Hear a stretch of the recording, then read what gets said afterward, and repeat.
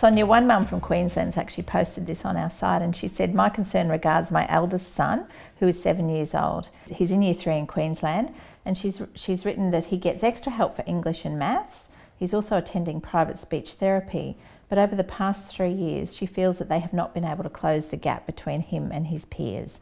Apparently he's getting quite frustrated about this. Is there anything else that they can do to actually help their child get further along the education track and help him manage it more?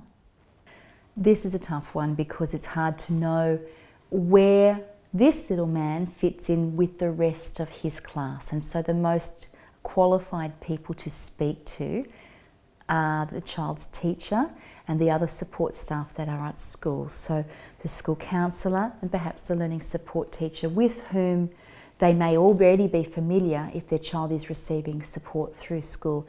These professionals will have an idea of where the curriculum is and where this little man is and what steps he needs to be able to take to be able to meet the demands of the curriculum. Now, remembering that the curriculum is designed to meet all kinds of learning styles and all kinds of learning needs, and it may well be that this young man has strengths in some areas and challenges in other areas.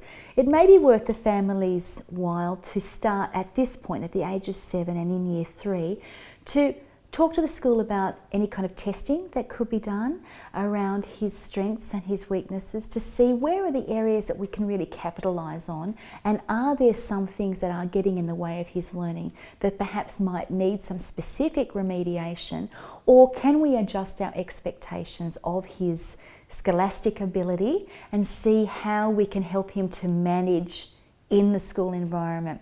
Not everybody is going to be an academic superstar, and I'm sure that's not what this mum is asking for her little boy, and I'm sure she's very aware that all children have a big range of needs and talents.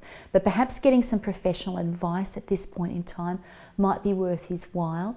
We don't want this little man to feel like his self-esteem is being affected. We don't want it to affect his playground relationships or his confidence.